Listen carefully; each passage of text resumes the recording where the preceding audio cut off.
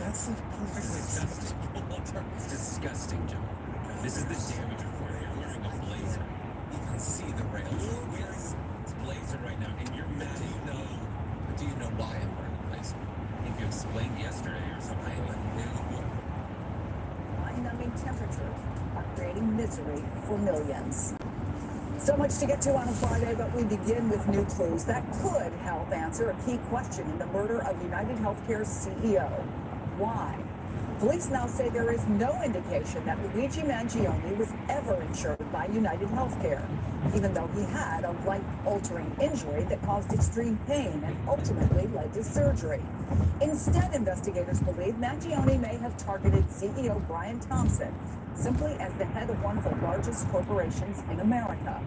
Two top NYPD officials say they now know Mangione took a different route out of Manhattan than they first believed, followed by multiple stops in Pennsylvania, allowing the suspect to elude a dragnet for more than 5 days. Now, since his arrest in Altoona, more than $79,000 has poured into Mangione's defense fund, with police officials raising real concerns that there could be copycat violence because of the online rhetoric surrounding this case. This incident has created a torrent of online reactions, many of which cross over into a more uncomfortable realm of territory that we would think of as closer to threats. This is exactly what we mean when we talk about a contagion effect. That all of the foment that you're seeing online and these posters that are being put up is meant to instill fear. NBC's George Solis is reporting from Hollidaysburg, Pennsylvania. Also with us, Jonathan Cohn, senior national correspondent at Huffington Post, who has written 2 books about healthcare in America. And with me here on set, Danny Savalos, criminal defense attorney and an MSNBC legal analyst. I mean, to say the least, Danny, the attention around this case has been enormous. Opinions flooding the internet. But the lawyer who is actually defending Mangione has filed a petition for a writ of habeas corpus. So tell us what that is and the importance of what he's trying to accomplish here as a defense attorney. Here's the lead. He will lose. Mangione will be returned to New York. Under Pennsylvania law and law in most of the states, it is a constitutional requirement to extradite someone like Mangione to the requesting state. The only other outcome is that Governor Shapiro himself could, under the law, decide, hey, I want to keep him because we have independent Pennsylvania charges against him, and then New York can have him after we're done. That is never going to happen. Yes, he's filed a petition for habeas corpus. That is a challenge to the detention of a person. That's used in many contexts. This is just one sliver using it in extradition. They will lose. All this government has to show is that, is he Mangione? Was he in New York at the time of the shooting? Does New York want him? Has he been indicted in New York? And even that evidence, the strict rules of evidence won't apply at any hearing. It will essentially be someone reading from a piece of paper, and then off Mangione goes. So why is he doing it? Because the client, if I'm reading between the lines, the client wants to fight, and the attorney says, well, if he wants to fight, that's what I'm here to do. And you read, even the language of the petition is not saying, Mangione was definitely not in New York at this time. They're basically saying, well, just go ahead and prove it. Okay, once that's done, the government will march into court. They will prove that relatively quickly, I expect, and then he will be returned to New York. It is a certainty. And by the way, this is not his defense team. This attorney, I can almost guarantee, will not be part of the defense team when he gets to New York. He's a Pennsylvania attorney in Altoona. They have no need for him. They're going to hire a big shot here in New York as soon as they get here. All right, in the meantime, George, investigators in both New York and Pennsylvania are continuing, obviously, to build their cases. What more are we learning about this newest evidence? Yeah, Chris, good to be with you. And on that timeline here at the Blair County Courthouse that Danny so eloquently laid out, we're expecting to see Luigi Mangione potentially on the 23rd and the 30th of August for both not only those PA charges that he faces here, but also that continuation of that fight of extradition. As far as the timeline goes, well, our own Jonathan Dean for WNBC sitting down with Top Brass yesterday, just kind of going over that timeline, which, as you recall, we know, according to investigators, they're saying that they thought initially that Luigi Mangione arrived Well, they did say that he arrived in New York 10 days prior to the shooting of Brian Thompson, and then they believe that he was at the GWB, the George Washington Bridge, potentially hopping on a bus and heading back down south. Now, we have some new reporting from them saying that it looks like he may have actually hopped on a subway, headed back down towards Penn Station, and then eventually getting on a train and coming to Philadelphia for a while, then maybe even Pittsburgh, before ultimately his apprehension here in Altoona, Pennsylvania. I want to play you a little bit of that dialogue between the top brass and Jonathan Deans. Take a listen. We've recovered 5 fingerprints that match our suspect from the water bottle that was recovered. We have 2 fingerprints from a energy bar wrapper. We have the ballistics that come back to that firearm. We still have some DNA that was recovered from a phone. We do not have a comparison sample yet to compare his DNA to what we recovered, but that will eventually happen down the line. And there was a phone found in that alleyway. Were you ever able to get into it, or did that without the ability? That is currently still being worked on. Not into it yet. Not into it yet.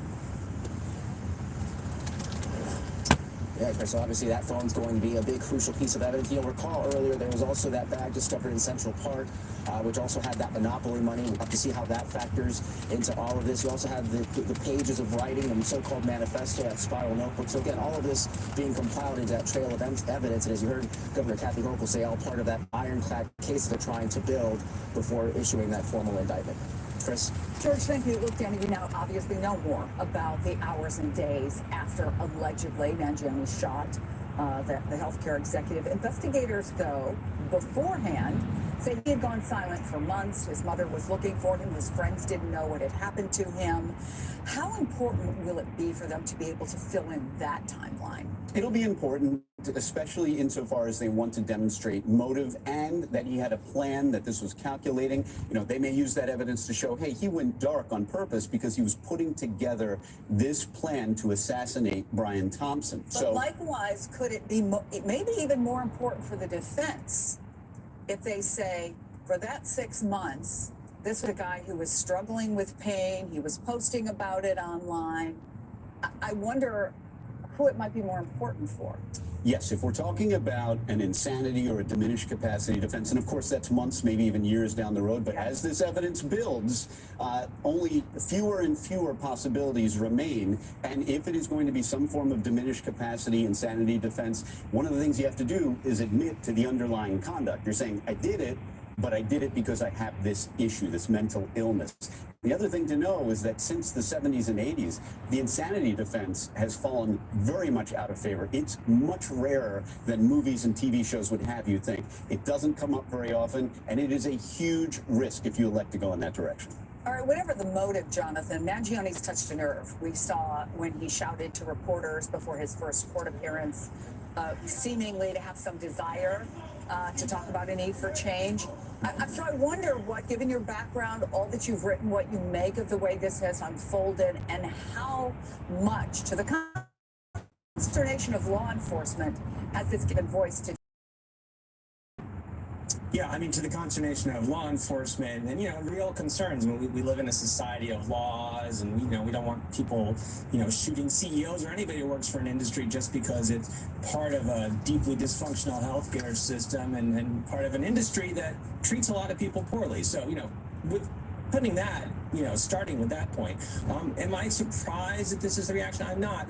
Insurance companies, for a lot of people, are the face of denial. They are the bureaucrats who tell them you can't get this treatment and you can't see this doctor. Now, if you talk to the insurance industry, they will tell you, hey, we are part of this complex healthcare system. We're trying to hold down costs. Sometimes doctors and hospitals want to charge too much. There's a lot of waste in the system, and that is all true. What is also true is that, there's a lot of evidence that a lot of these decisions they're making are not being made because it's good for the patient or makes the system more efficient. It's a way that they see an easy way to make more money at the expense of patient good. And insofar as, we could have a better system, we could imagine what a better system could look like. Well, one of the reasons we don't have a better system is that For 100 years, we've been trying to create, sort of a kind of national health insurance system like they have in other countries. It's very hard to do that. One of the reasons it's hard is that the healthcare industry fights it, and the insurance industry has been among those opponents historically, preventing a better system from being put in place. And yet, Jonathan, the CEO of United Health Group wrote an op-ed that's in the New York Times today. And he says, they get it. No one, and this is quoting them, no one would design a healthcare system like the one we have. But do you think there really is a chance that this outrage, that this conversation sparks where it matters, a serious discussion, and maybe at least the beginnings of change?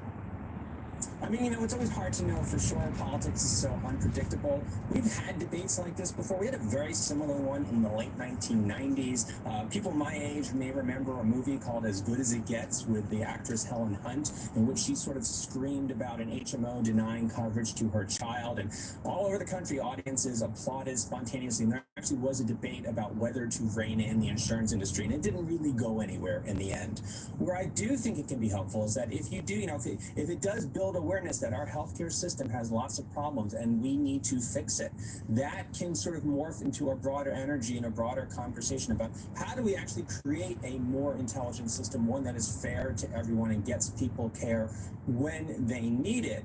Now, if that conversation takes place, the question for the insurance industry and everybody else in the healthcare industry is, okay, now we're having this conversation. We want to make things better. Whose side are you on? Are you on the side of making things better, or are you on the side of keeping things the way they are because it's good for your business? Jonathan Cohen, Danny Savalos, thank you both.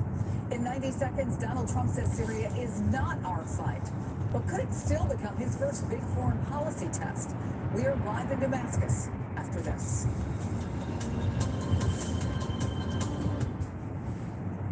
Fabrice. I don't know about y'all, but when it comes to working from home, I gotta have every part of my house. Since, the classic example is you come across, a child drowning in a lake or whatever.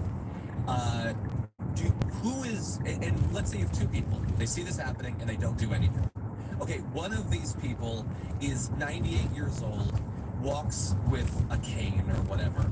The other person is the world's strongest man, and they both look at the child drowning and do nothing. Are they equally bad? I would argue most people don't think that they're equally bad.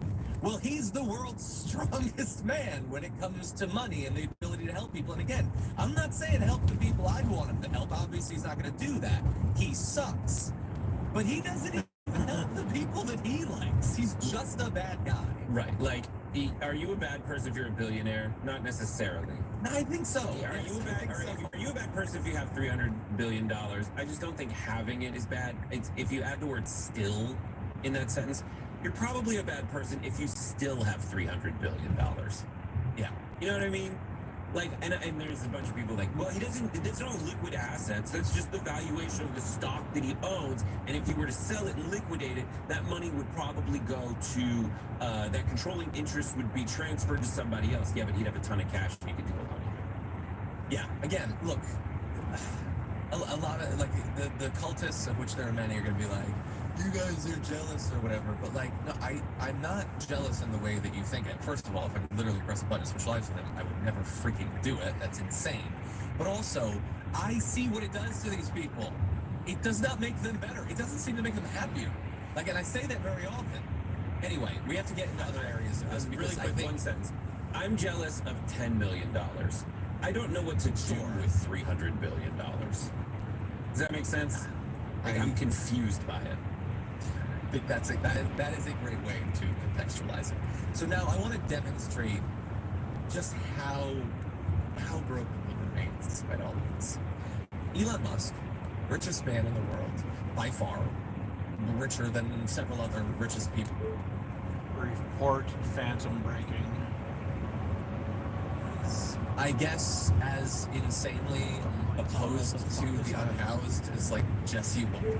Report phantom breaking bug. Basically president. So God only knows what this will mean for our government's approach to the unhoused. He was responding to somebody talking about the homeless or whatever, and he says, Elon Musk, in most cases, the word homeless is a lie. it's usually a propaganda word for violent drug addicts with severe mental illness. And I cannot stress enough how he is not a genius. He's just a regular person. He's a regular, small-minded person who prefers to believe simplistic things that make him feel better about his worldview. That's it. He is not the world's smartest man. He's not an exceptional man when it comes to his ability to think. He has access to all of the information in the world. He has access to every expert in the world. He could convene the world's 100 greatest experts on the plight of the unhoused, left wing, right wing, whatever, and learn everything like Neo, with Kung Fu.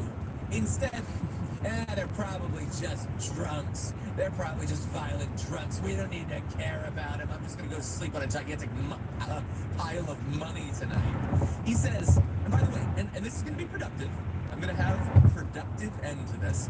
He says the Save the Homeless NGOs are often paid according to how many homeless people are on the streets, thus creating a strong financial incentive for them to maximize the number of homeless people and never actually solve the problem. Incentives explain outcomes, which is a great sentence, and I think you could do whole books about him on that. So in his mind, they want homelessness because that's how they get paid. Okay, and that's why he thinks individual people go in to public service or NGO work to help the unhoused is to strike it rich, says the richest man in the world. But here's my productive turn. Hold on, one more. He says the more that is spent, the worse it gets because the money doesn't go to the homeless. It goes to the hundreds of charities that then treat the homeless as sources of revenue. And I love hearing from a guy whose charity is literally breaking the freaking law because it gives out so little money that these are charities. Well, here's the thing. Okay. Let's say you ignore how much I might disagree with him about all these organizations. Let's say he's 100% right about all of these. He could set up the best funded charity to actually, from his point of view, help the unhoused. He could do that today. He could hire 5,000 people and pay them $1 million a year to actually solve it, to put the money directly into it. And they wouldn't have any financial incentive to maintain homelessness or whatever. He'd be able to keep accountability for them. But he's not doing that because he doesn't actually care. And the point of all of his commentary isn't to get you to think differently about how we should solve the problem. It's to make you think it's not a problem worth solving, that we shouldn't put any money into it because it's just going to be wasted and the people aren't deserving anyway. They're all drug addicts. They're all murderers. Who cares if they live and die in the streets? And that message is brought to you by a guy who lives in multiple mansions. Right. I mean, I agree with you. Trying to find a different thing to say about it because I do agree with everything that you said. He doesn't want to solve the problem. I guess the other thing is, Joe Rogan at least says at the end of statements as oversimplifying as this and utterly useless and just the things that make you feel like you're smart after you tweet and then you go smoke a blunt. At least Joe Rogan says, I'm just a stoner comedian at the end. Elon Musk is not a stoner comedian. He is totally smart. He can. But he's not selling Stark Industries and telling them they can't make weapons anymore. 100%. Yeah. He's just, and that's a Marvel. He thinks he's Iron Man. And in Iron Man, that guy realized the damage he was doing and stopped selling weapons. That's the thing. Elon Musk says, someone should stop selling weapons and then continues to sell more weapons. Yeah. That's the difference. That's the disparity. And then, hey, you guys obviously are equipped to see, when someone's lying to your face is with the homelessness thing that you like when Elon Musk says it. Again, what if I told you that Elon Musk is just looking for adulation, so he's saying stuff you'll like, and meanwhile behind the scenes doing Doge so he can get more government handouts for himself? That's probably what's happening. I can't say, but I see a lot of clues that that's probably what's happening. And I'm not saying murder Elon Musk and take him down. I'm just that's how I'm living my life. I'm not gobbling this guy's ball sack like everybody else is just because he's rich. Sorry, Joe, but that's what it looks like. And I go to the gym now, not to brag, I know but you're like, kind of a pro. You are the left's Joe Rogan. If not me, it's one of us two. I don't know which. Yeah, you narrowly dodged us being sued for a threat of violence against the world's richest man, and then you ended up with the ball sack thing. But anyway, a lot of people are saying in the chat that Matthew Wright says he's not Tony Stark, he's Justin Hammer. But Yogo Blake also points out, I think, no, Justin Hammer can dance. So he's not even that big. He's neither one of these things. But anyway, what's his name? Rockwell is likable. Yeah, there's just something likable about him. How good was he in Charlie's Angels? Anyway, he even won over Drew Barrymore. Okay, well, that said, I want to get to not just how he's a terrible guy, but specifically what he's going to do. Some of this. Trump's transition team seems set to drop a car crash reporting requirement. And what do you know? Elon Musk opposes.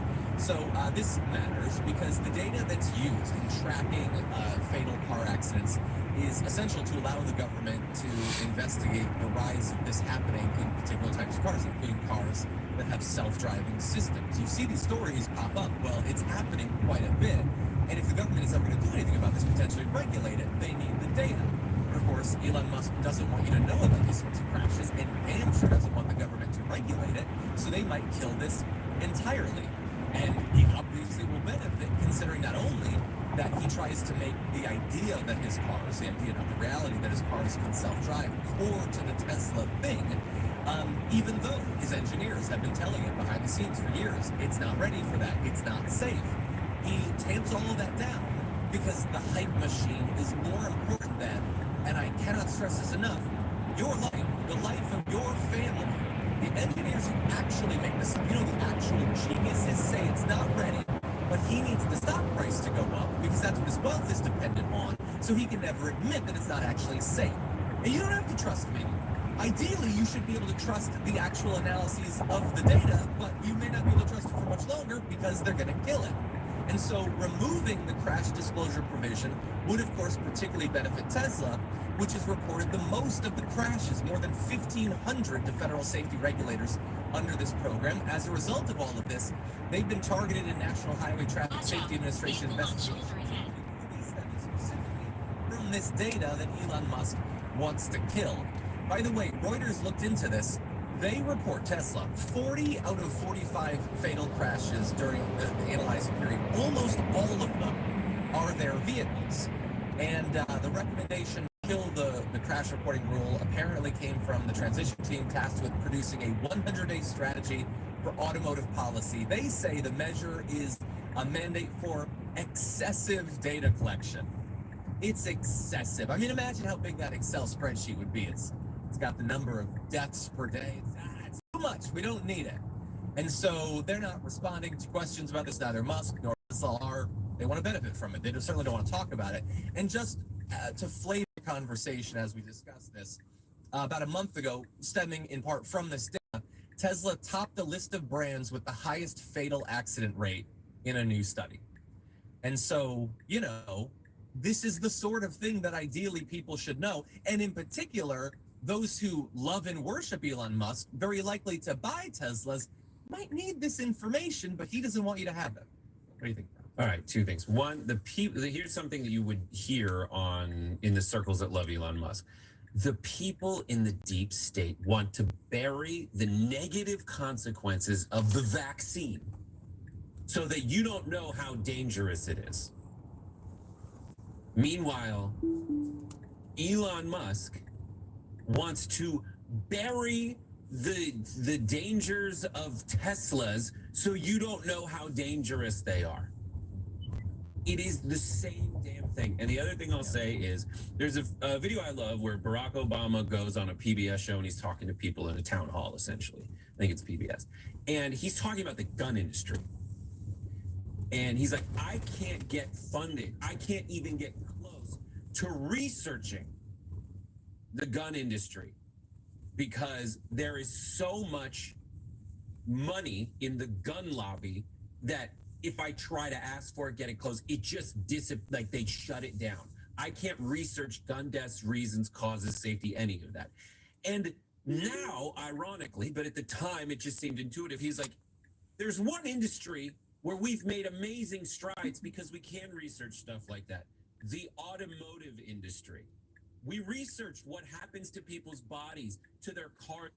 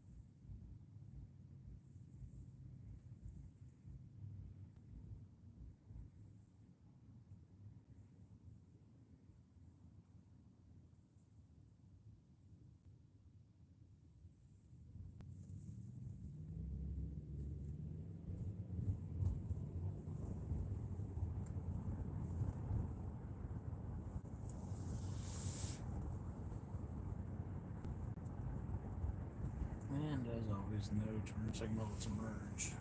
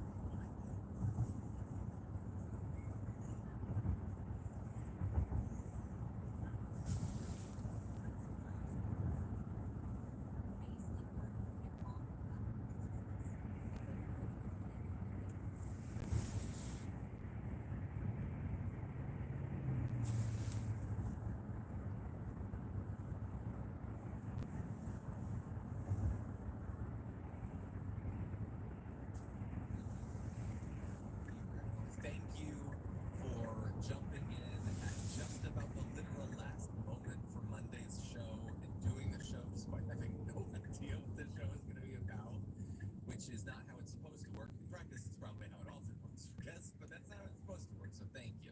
Thank you. It was great. I did stuff for a meeting that was happening while the show was happening. There was a lot of slacking going on. It was fun. Yeah, but you weren't slacking off, and I appreciate that. I got in trouble for spankily, and you're not getting in trouble for slacking off? That's a perfectly Disgusting. acceptable term. It's disgusting, Joe. This is the damage report. You're wearing a blazer. You can see the rails. You're wearing a blazer right now, and you're mad at me.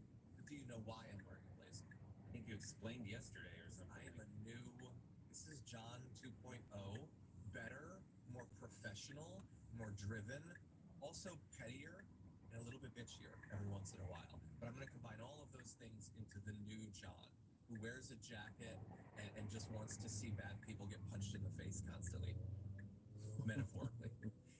And so that's who I am. So, throw on a blazer, Brett. Join me as Brett 2.0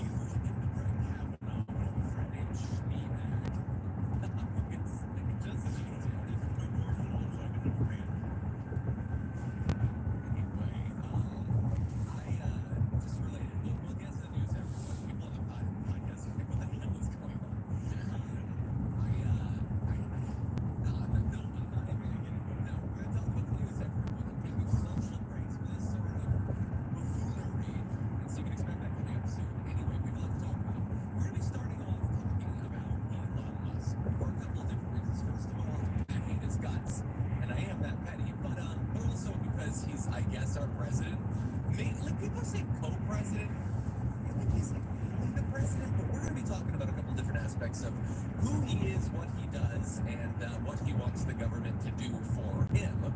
Then we're going to get to maybe my favorite story of the week, which is Donald Trump immediately backing off of his most commonly stated promise to his voters.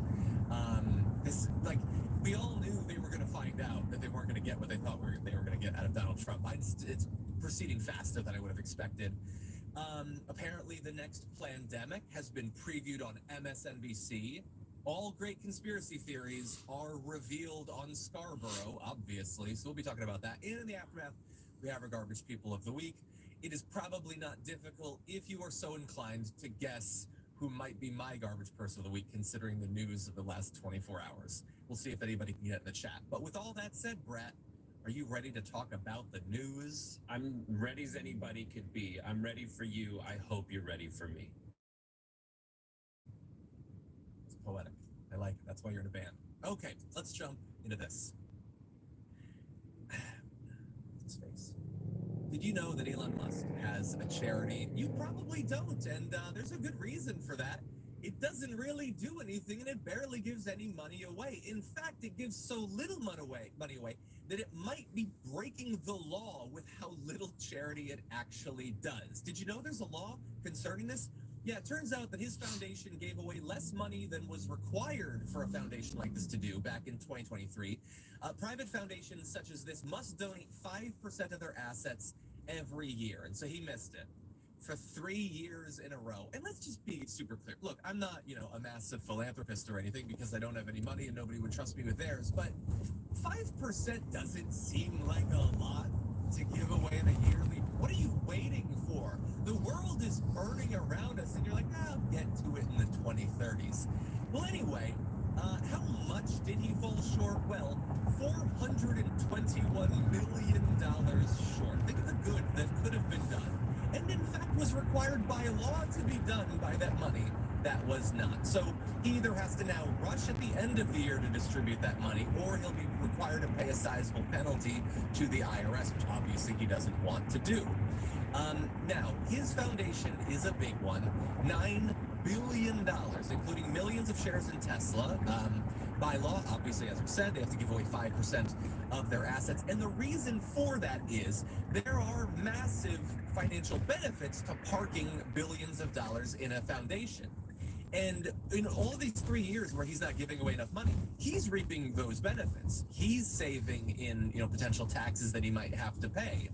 And he's supposed to give away the money so that it's not just a way to shield your massive wealth from government scrutiny, but that is effectively how he's been using it. And it's been getting worse, by the way. Back in 2021, his foundation fell $41 million short. It was $234 million short. It's probably predictable that he would fall short. You go to the website for the foundation to see what their mission is, what are they investing in, and there's basically nothing there.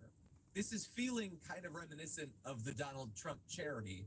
No wonder they get along so well. Brett, what do you make of this? What if I told you that Elon Musk